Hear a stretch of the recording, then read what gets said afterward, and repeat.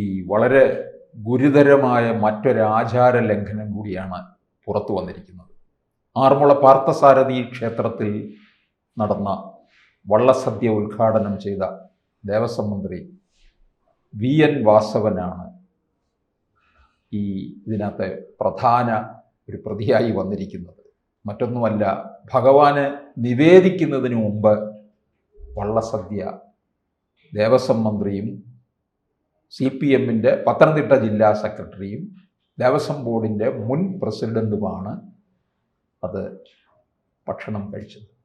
ഇതൊരു വലിയ ആചാരലംഘനം തന്നെയാണ്. കാരണം ഹൈന്ദവ വിശ്വാസികളോട് ചെയ്ത ഒരു മറ്റൊരു ക്രൂരത എന്ന് തന്നെ പറയാം. സ്വാമി ശരണം. ഇത് പലതരത്തിൽ ചർച്ച ചെയ്യേണ്ട ഒരു വിഷയമായിരുന്നു. ഒന്നാമത്തെ ചോദ്യം, പാദനമസ്കാരം ചെയ്തുകൊണ്ട് ബഹുമാനപ്പെട്ട തന്ത്രി അദ്ദേഹത്തിനോടാണ്. സംഭവിച്ചത് സെപ്റ്റംബർ 14 എന്നാണ് വാർത്ത. വള്ളസദ്യയുടെ തുടക്കം അല്ലേ? അല്ലല്ല, അത് എനിക്ക് തോന്നുന്നത് വള്ളസദ്യ അതിനു മുമ്പ് തിരുവോണ സദ്യയുടെ സമയത്താണെന്നല്ലേ? തിരുവോണ സദ്യയല്ല, അഷ്ടമിരോഹിണി സദ്യയുടെ സമയത്താണെന്ന്. ആ സംദർഭമാണെന്ന് എൻ്റെ ഓർമ്മ. ഞാനത് കൃത്യമായിട്ട് ഓർക്കുന്നില്ല. അതാണ് അല്ല, അന്നാണ് ഈ വിഷയം വരാൻ വഴി. പൊതുവായിട്ടുള്ളത് വള്ളസദ്യ അങ്ങനെയല്ല. ഓരോ വള്ളങ്ങൾക്ക് സദ്യ, അവിടെ ഇങ്ങനെ ഭഗവാനെ നിവേദിച്ചു കൊണ്ടുവരുന്ന രീതിയൊന്നുമില്ല. വള്ളസദ്യക്ക് അങ്ങനെയില്ല. സ്വാഭാവികമായിട്ടും ഈ പറയുന്ന അഷ്ടമിരോഹിണി സദ്യക്ക് ആയിരിക്കുമെന്ന് കരുതുന്നു. അത് വളരെ പ്രധാനപ്പെട്ട ദിവസം. അതെ, വളരെ പ്രധാനപ്പെട്ട ദിവസമാണ്. ഭഗവാന് കൊടുത്തിട്ട് വേണം ബാക്കിയുള്ളവർ നിവേദ്യം ചെയ്തിട്ട് കഴിക്കുന്നൊക്കെ സമ്മതിക്കുന്നു. എൻ്റെ ആദ്യത്തെ ചോദ്യം ഞാൻ പറഞ്ഞ പോലെ എല്ലാ ബഹുമാനം വെച്ചുകൊണ്ട് തന്ത്രി അദ്ദേഹത്തോടാണ്. ഇതൊരു ശുദ്ധി കലശം അല്ലെങ്കിൽ പരിഹാരക്രമം വേണമെന്ന് പറയുന്നത് 1 മാസം കഴിഞ്ഞാണോ പറയേണ്ടത്? ഒക്ടോബർ 14 ശേഷമാണ് ഇങ്ങനെ ഒരു വാർത്ത വന്നിരിക്കുന്നത്.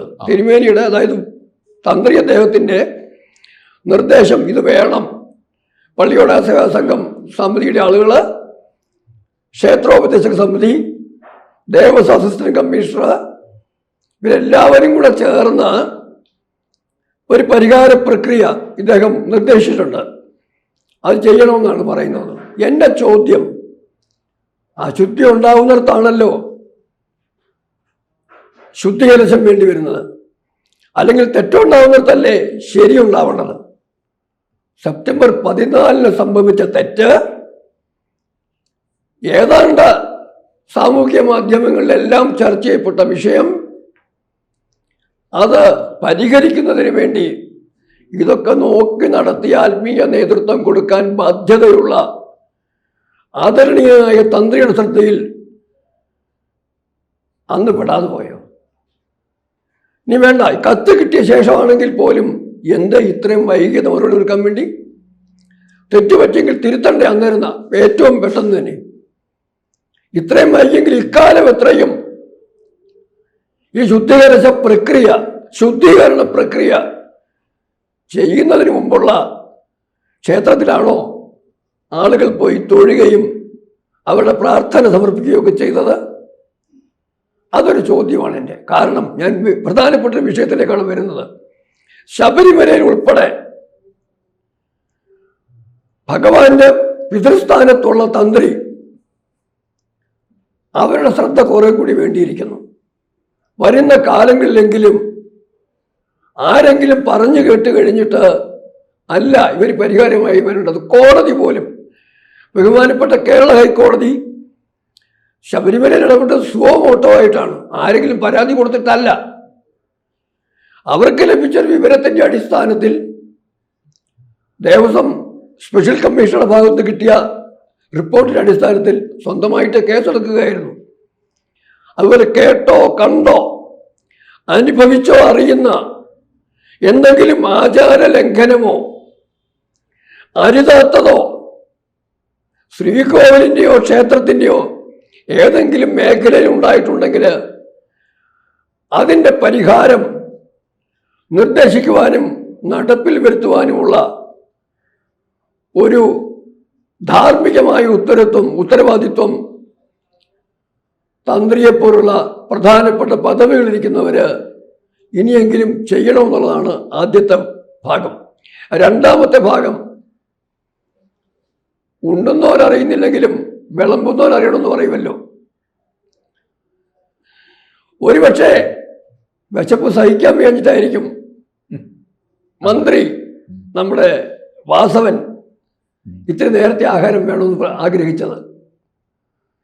മറ്റെന്തോ പ്രോഗ്രാം ഉണ്ടായിട്ടാണെന്നാണ് പറയുന്നത്. ഇങ്ങനെ സംഭവിക്കാം, വിശപ്പ് സഹിക്കാൻ വേണ്ടിയിട്ടായിരുന്നായിരിക്കും. പക്ഷെ കൂടെ വേറൊരു മന്ത്രി ഉണ്ടായിരുന്നു, പി പ്രസാദ്, കൃഷിമന്ത്രി. അദ്ദേഹത്തിന് വിശപ്പ് സഹിക്കാത്ത അവസ്ഥ വരത്തില്ല. എല്ലാ വർഷവും റമദാന്റെ നോയമ്പ് രാവിലെ തൊട്ട് വൈകുന്നേരം വരെ ആ ദിവസങ്ങളിൽ മൊത്തം നോമ്പ് എടുക്കുന്ന നോമ്പ് നോക്കുകയും നോമ്പ് മുറിക്കേണ്ട സമയം കഴിയുമ്പോൾ മാത്രം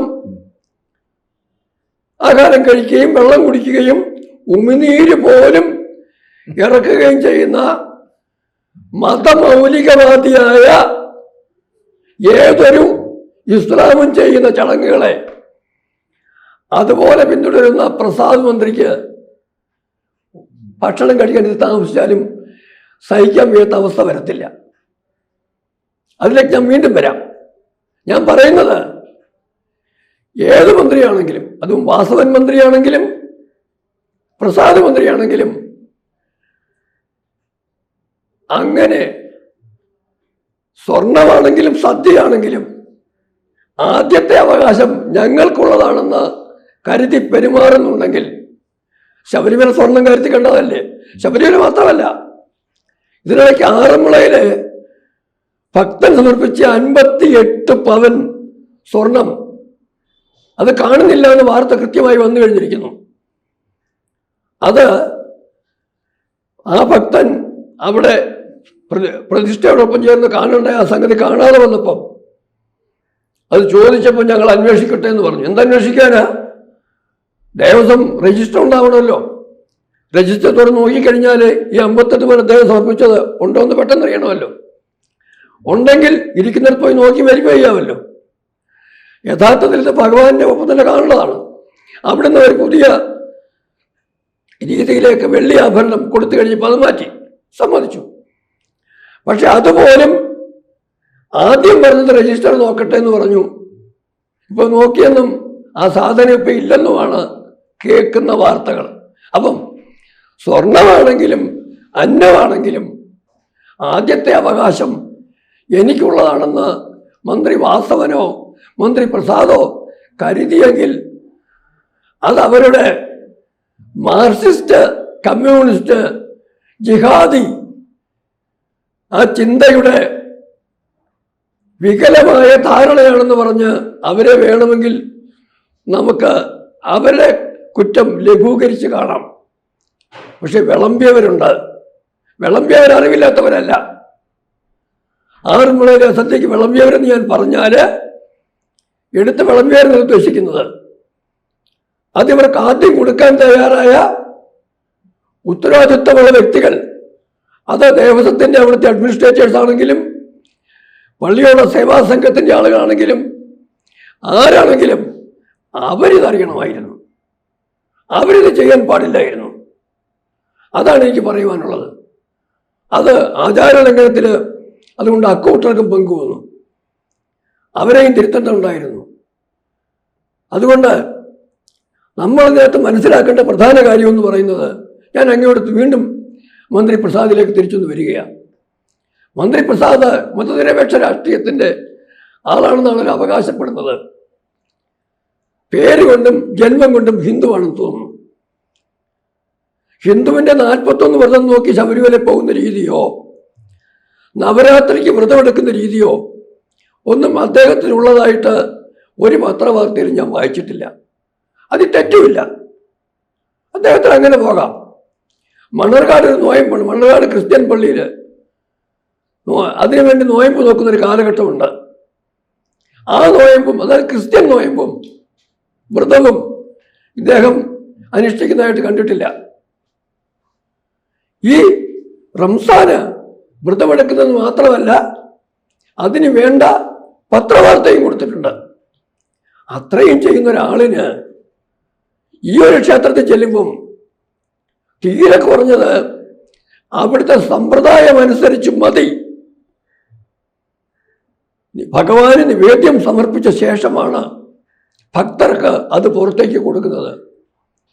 അങ്ങനെ മതി എന്ന് ചിന്തിക്കാനുള്ള ഒരു സാമാന്യ മര്യാദ ഉണ്ടാകേണ്ടതല്ലേ എന്ന് ആരെങ്കിലും ചോദിച്ചാൽ അവരെ കുറ്റം പറയാൻ പറ്റുമോ? ഇനിയിപ്പോ പരിഹാരക്രിയ നിർദ്ദേശിച്ചിട്ടുണ്ട്. അതുണ്ട്. അതിനെക്കുറിച്ച് ഞാൻ ആദ്യം പറഞ്ഞല്ലോ. അത് തന്നെയല്ല, അങ്ങൊന്ന് ആലോചിക്കണം. മുഖ്യമന്ത്രി പിണറായി വിജയൻ ഉൾപ്പെടെയുള്ളവർ പങ്കെടുക്കുന്ന ഒരു സദ്യ, അങ്ങനെ സന്ദർഭത്തിൽ സ്വാഭാവികമായിട്ടും പ്രധാനി മുഖ്യമന്ത്രിയല്ലേ. തീർച്ചയായിട്ടും മുഖ്യമന്ത്രിക്ക് ഭക്ഷണം കൊടുക്കുന്നതിന് മുമ്പ് എനിക്ക് തന്നേക്കാൻ പറയുന്നതിനുള്ള ഒരു സാമാന്യ മര്യാദ ഇല്ലാഴിക അത് മന്ത്രിവാസവം കാട്ടുമോ? ഇല്ലല്ലോ. അപ്പൊ സ്വാഭാവികമായിട്ടും ഭഗവാന് എന്ന് പറഞ്ഞ് സങ്കല്പിച്ച് ചെയ്യേണ്ട കാര്യം അത് ചെയ്തിട്ട് വേണ്ട ഇങ്ങോട്ട് വരാൻ, എനിക്ക് എന്നുള്ള സങ്കല്പം വരാൻ വേണ്ടി. ഇതിനെല്ലാം പ്രധാനമായിട്ട് എനിക്ക് ഈ കാര്യത്തിൽ പറയാനുള്ളത്, അതൊരു പ്രധാന വിഷയം എടുത്തു പറയാൻ ആഗ്രഹിക്കുന്നു. ക്ഷേത്രത്തോട് അടുക്കും തോറും ദേവനിൽ നിന്ന് അകലുമെന്ന് പറഞ്ഞു കേട്ടിട്ടില്ലേ? യഥാർത്ഥത്തില് പൂജാരിമാരായിട്ടും ഭരണക്കാരുമായിട്ടും അമ്പലത്തോട് അടുത്ത് നിൽക്കുന്നവർ കാണിക്കുന്ന അശ്രദ്ധയും അവഗണനയുമാണ് ഹൈന്ദവ ക്ഷേത്രങ്ങളുടെ അപജയത്തിന് കാരണം, അനാചാരം വളരുന്നതിന് കാരണം. ഇത് നമ്മളെല്ലാവരും ഓർക്കേണ്ട ഒരു കാര്യമാണ്. ഇവിടെ ഞാനൊരു കാര്യം പറയാം. ആറന്മുള അടുത്തൊരു ക്ഷേത്രമുണ്ട്, കടമുന്നൂർ പള്ളിമുക്കത്ത് ദേവീക്ഷേത്രം. ആ ദേവീക്ഷേത്രത്തിൽ ഒരു പൂജാരി ഉണ്ടായിരുന്നു, മേൽശാന്തി. അത് ബ്രാഹ്മണരുടെ കൂട്ടത്തിലെ ആദ്യന ആശീർവാദത്തിൽപ്പെട്ടൊന്നുമല്ല. നമ്മൾ ഇളയതെന്ന് പറയുന്ന താരതമ്യേന അവരുടെ ബ്രാഹ്മണരുടെ ഇടയിലെ താഴ്ന്ന വിഭാഗത്തിൽപ്പെട്ടയാളാണ്. ഞാൻ അദ്ദേഹത്തെ കാണുന്നത് 90കളിലാണ്. 85 വയസ്സാണെന്നുണ്ടെന്ന് എനിക്ക് തോന്നുന്നത്. ശാരീരികമായ ബുദ്ധിമുട്ടുകളൊക്കെ ഉണ്ട്, വണ്ണം കൂടുതലാണ്. പക്ഷെ അദ്ദേഹം കുഞ്ഞെന്ന് എല്ലാവരും വിളിക്കുന്നത്, അദ്ദേഹം ആ പള്ളിമുക്കത്ത് ദേവീക്ഷേത്രത്തിൽ പൂജ ചെയ്യുമ്പോൾ ഒരു കാര്യം ഉണ്ടായിരുന്നു. പ്രസാദം കൊടുക്കുന്നത് പോലും ചെറിയ ചെറിയ കഷണമായിട്ട് ഇല മുറിച്ചിട്ട് അതിലൊന്ന് തൊടാനുള്ള പ്രസാദം കൊടുക്കും, ലേശം ഒരു തുള്ളി. അതെല്ലാവർക്കും കൊടുക്കും. ദക്ഷിണ കൊടുത്താലും കൊടുത്തില്ലേലും കൊടുക്കും. എല്ലാവരോടും ഒരേ സമീപനം, എപ്പോഴും പുഞ്ചിരിക്കുന്ന സ്വഭാവമായിട്ടിരിക്കണം. ഞാൻ പറയാൻ വന്നത് അദ്ദേഹമായിട്ട് ബന്ധപ്പെട്ട കാര്യമാണ്. ഒരു ദിവസം അവിടെ ദീപാരാധനയ്ക്ക് ശേഷം ഞാൻ അവിടെ ചെന്നു. ഞാൻ തൊഴുതുകൊണ്ട് നിൽക്കുമ്പോൾ അവിടെ ഒരു പ്രവളയായ സ്ത്രീ അവരുടെ കൊച്ചുമകനുമായിട്ട് അകത്ത് കയറി വന്നു. എന്നിട്ട് അവിടെ ഈ ചരട് ജപിച്ചു കൊടുക്കുന്ന കാര്യങ്ങളും അങ്ങനെയൊക്കെ ഉണ്ട്, അർച്ചന നടത്തുന്നതൊക്കെ ഉണ്ട്. അത് കൊടുത്താണ് അദ്ദേഹം വഴിപാട് പറഞ്ഞപ്പോൾ അദ്ദേഹം പറഞ്ഞു, ഇനിയും അടുത്ത പൂജ കഴിഞ്ഞിട്ട് അല്ലെ പൂജയ്ക്കിടയിൽ അത് ചെയ്യാൻ പറ്റുള്ളൂ, അതിനു മുമ്പ് അത് ചെയ്യാൻ പറ്റില്ല, ലേശം വെയിറ്റ് ചെയ്യണമെന്ന് പറഞ്ഞു. ഉടനെ ഈ സ്ത്രീ അവർക്ക് ദേഷ്യം വന്നു. ഞാൻ എവിടെ ചെന്നാലും എനിക്ക് ഉടനെ ചെയ്ത് കിട്ടാറുണ്ടല്ലോ, ഇവിടെ മാത്രം എന്താ പ്രത്യേകതയും ചോദിച്ചു. അദ്ദേഹം ചിരിച്ചോണ്ട മറുപടി, ഇവിടെ അതാണ് ചിട്ട, അങ്ങനെയല്ലേ പറ്റുള്ളൂ, അങ്ങനെയല്ലേ പറ്റുള്ളൂ, പറ്റുമെന്നല്ല ചോദ്യം. ഇവർ തുള്ളിച്ചാടി ഈ രസീതും കൊടുത്തിട്ട് ഇറങ്ങി പുറത്തു പോയി. പുറത്ത് ചെന്ന് കാറെ കയറുന്നതിന് മുമ്പായിട്ട് ഇവരുടെ കൂടെ ഉണ്ടായിരുന്ന കൊച്ചുമകൻ വീണ് കാലൊന്ന് മുറിഞ്ഞു. കൊച്ചുമകനെ മുട്ടിക്കൊണ്ട് വീണ്ടും അപ്പം ഭയമായി. വീണ്ടും അമ്പലത്തിനകത്ത് തിരിച്ചു വന്ന് തിരുമേനിക്ക് എന്നോട് ദേഷ്യം തോന്നിയില്ലെന്ന് പറഞ്ഞു. എനിക്കൊരു ദേഷ്യവുമില്ല, എന്താ ഇപ്പം അങ്ങനെ തോന്നാന്ന് ചോദിച്ചു. കുഞ്ഞ് വീണ് കാലും മുറിഞ്ഞു. ഓ അത് സാരമില്ല, ഈ ഭസ്മം അങ്ങോട്ട് ഇട്ടുകൊണ്ടാട്ടെ, അവൻ സുഖമായിട്ട് പോട്ടെ എന്ന് പറഞ്ഞു. അതിനെ ഒരേ തരത്തിൽ കാണുക. പിന്നീടാണ് അറിയുന്നത് ഈ വന്ന സ്ത്രീ ദേവസ്വത്തിൻ്റെ ദേവസ്വം ബോർഡിലെ ഒരു ഉന്നത ഉദ്യോഗസ്ഥയാണ്. ഈ ക്ഷേത്രം ദേവസ്വം ബോർഡിൻ്റെ അല്ല, കരക്കാരുടെയാണ്. അപ്പം അവിടെ ഇരിക്കുമ്പം എൻ്റെ ബാധ്യത, എൻ്റെ പ്രതിബദ്ധത അകത്തിരിക്കുന്ന വിഗ്രഹത്തോടും അതിലെ ചൈതന്യത്തോടുമാണെന്ന് മനസ്സിൽ ഉറച്ചുകൊണ്ട് ഭഗവത് പൂജയ്ക്ക് വേണ്ടി ഈ മേൽശാന്തിയും കീഴ്ശാന്തിയും തന്ത്രിയും എല്ലാം ഉൾപ്പെടുന്ന ആ പുരോഹിത സമൂഹവും കൂടെ ചിന്തിച്ചു തുടങ്ങുന്ന ഒരു ഘട്ടത്തിൽ യഥാർത്ഥത്തിൽ ഇദ്ദേഹം ഇപ്പൊ പറഞ്ഞതുപോലുള്ള ശുദ്ധീകരണ പ്രക്രിയയൊക്കെ പോലും പൂർണ്ണമാകൂ എന്നാണ് എൻ്റെ പക്ഷം. കൂടെ ആളുകൾ ഒരു കാര്യം ചെയ്യണം, എത്രയും പെട്ടെന്ന് ക്ഷേത്രങ്ങളിൽ വിശ്വാസമില്ലാത്ത, ഹിന്ദു ആചാരങ്ങളെ അനുഷ്ഠിക്കുന്നതിന് താല്പര്യമില്ലാത്ത ഹിന്ദു വിരുദ്ധ വർഗീയവാദികള് 10 വോട്ട് നേടി ഭരണം കയ്യിലെടുത്താൽ, കേരള സർക്കാർ ഭരിക്കാൻ തയ്യാറായാൽ ശബരിമലയും ആറന്മുളയും എല്ലാം ഉൾപ്പെടെ ക്ഷേത്രങ്ങളിലെ ഭരണാധികാരികളാകാമെന്നും അവിടെ കയറി ആ വിഗ്രഹങ്ങളെ തല്ലി ഉടയ്ക്കുന്നതിന് പോലും അവസരം നേടാമെന്നും അതിനു മുമ്പായി അവിടെ വരുന്ന വരുമാനമൊക്കെ പോക്കറ്റിലാക്കാം എന്ന് കരുതാനും ഒക്കെയുള്ള സാഹചര്യം സൃഷ്ടിക്കുന്നതിന് പകരം ക്ഷേത്രങ്ങൾ വിശ്വാസികളുടേതായിട്ട് മാത്രം മാറണം. അതിനുള്ള മുന്നേറ്റമാണ് ഇതിൻ്റെ ഒക്കെ സാഹചര്യത്തിൽ വീണ്ടും എനിക്ക് എംഫസൈസ് ചെയ്യാനുള്ളത്. ഒപ്പം തന്നെ ആറന്മുളയിൽ സംഭവിച്ചത് വളരെ നിർഭാഗ്യകരമായ സംഭവമായി പോയി. അതിലേറെ നിർഭാഗ്യകരമായി പോയി. അതിൽ വേണ്ട തിരുത്തൽ എന്താകണമെന്ന് പറയുന്നതിന് വന്ന കാലതാമസം. അതുകൊണ്ട് ഇത് ഭഗവാന്റെ മുമ്പിൽ ആരും അഹങ്കരിക്കേണ്ട കാര്യമൊന്നുമില്ല. ആരായാലും, ഞാൻ നേരത്തെ സൂചിപ്പിച്ച ആരായാലും തെറ്റുപറ്റിയെങ്കിൽ അവിടെ ചെന്ന് 2 കൈയും കുപ്പി നിന്ന് തിരുവാറന്മുളയപ്പനോട് ചെയ്ത തെറ്റിന് ക്ഷമ ചോദിക്കണം എന്ന് പറയുന്നതായിരിക്കും മന്ത്രി വാസവനാണെങ്കിലും മന്ത്രി പ്രസാദനാണെങ്കിലും ഒപ്പം ഇരുന്ന് ഭക്ഷണം കഴിച്ചവർക്കും, ഞാൻ ആദ്യം പറഞ്ഞ പോലെ ഉണ്ടവർക്കും വിളമ്പി കൊടുക്കുന്നവർക്കുമൊക്കെ മാന്യമായും ധാർമ്മികമായും ചെയ്യാൻ പറ്റുന്ന കാര്യം എന്നാണ് എൻ്റെ അഭിപ്രായം. അതിനുള്ള ആ മാനസികമായ ശുദ്ധി അവർക്കെല്ലാം ലഭിക്കട്ടെ എന്ന് തിരുവാറന്മുളയപ്പനോട് ഞാൻ ആത്മാർത്ഥമായി പ്രാർത്ഥിക്കുന്നു. കൂടുതൽ വാർത്തകളും വിശേഷങ്ങളും നിങ്ങളിലേക്ക് എത്താൻ ABC മലയാളം സബ്സ്ക്രൈബ് ചെയ്യുക, ബെൽ ബട്ടണും അമർത്തുക.